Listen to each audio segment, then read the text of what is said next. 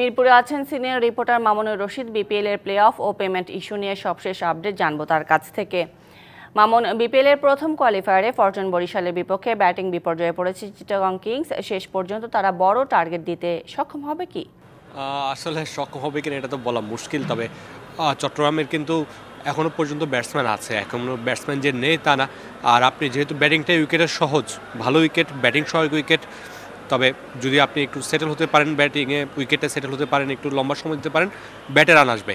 আমরা আগের ম্যাচেও শুনেছিলাম যে আগের ম্যাচেও আমরা দেখেছিলাম যে রংপুর ভালো ব্যাটিং করতে পারেনি, কিন্তু প্রতিপক্ষ দল বলছিল যে এখানে 170-80 উইকেট। এবং আজকে যে এখন যেহেতু দ্বিতীয় ম্যাচটা রাতের বেলা হচ্ছে, কিছুটা কুয়াশা আছে, সেই কুয়াশার বেনিফিটটা পাবেন ব্যাটসম্যানরা, ব্যাটে সহজে রান আসবে। এবং যারা পরে ব্যাট করবেন ফরচুন বরিশাল, তারা এই সুবিধাটা আরও বাড়তি পাবেন। চট্টগ্রাম যদি 170-80-এর নিচে রান করে তাহলে তাদের জন্য একটু কষ্টসাধ্য হয়ে যাবে এই ম্যাচটা বাঁচানো।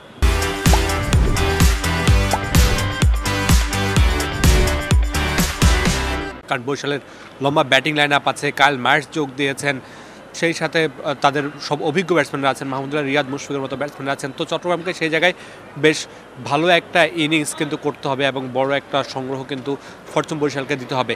সেটা আসলে একটু কষ্টসাধ্য হয়ে গেছে চট্টগ্রামের জন্য। 5টা উইকেট ইতিমধ্যে হারিয়ে ফেলেছেন। যদি এখন শামীম হোসেন পাটোয়ারি যতক্ষণ থাকবেন ততক্ষণ কিন্তু রানের চাকাটা সচল থাকবে চট্টগ্রামের।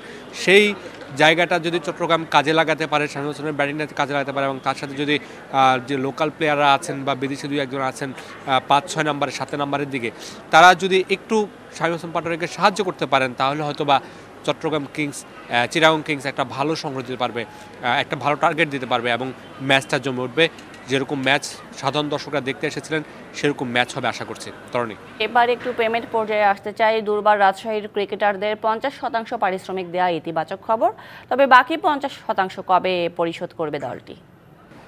আসলে আজকে জানেন যে আইনশৃঙ্খলা বাহিনী সকালবেলা রাজশাহীর মালিককে নিয়ে গিয়েছিল জিজ্ঞাসাবাদের জন্য, এবং সেই সাথে দলের যে ম্যানেজার তাকেও নিয়ে গিয়েছিল, এবং সেখানে কিন্তু তারা একটা মুসলেখা দিয়ে এসেছে, লিখিত দিয়ে এসেছে যে 3, 7 এবং 10 মানে 3টা কিস্তিতে তারা টাকাটা দেবে।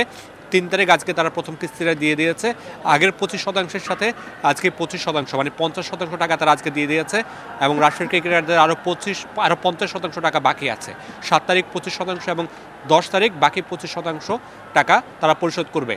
তারা এর আগেও বেশ কয়েকবার কিন্তু কথা দিয়েছিল রাজশাহী মালিকপক্ষ বিসিবিকে, কিন্তু তারা সেই কথা রাখতে পারেনি, বিসিবি থেকে কোনো অ্যাকশন নেওয়া হয়নি। কিন্তু এখন যেহেতু যেটা সরকার পর্যায়ে চলে গেছে, যুব ক্রীড়া মন্ত্রণালয় বিষয় এটাকে দেখছে ব্যক্তিগতভাবে, তখন এখানে আসলে তাদের না দিয়ে উপায় নেই, এবং তাদেরকে বলে দেওয়া হয়েছে ক্লিয়ারলি তারা যদি 10 তারিখের মধ্যে টাকা ক্লিয়ার না করে তাদের বিপক্ষে আইনি ব্যবস্থা নেওয়া হবে, এবং তাদেরকে যেই প্রচলিত আইন আছে বাংলাদেশের সেই প্রচলিত আইনে তাদেরকে ব্যবস্থা নেওয়া হবে, তাদের বিরুদ্ধে ব্যবস্থাটা নেওয়া হবে। তরণী, মামুনুর রশিদ, ধন্যবাদ আপনাকে।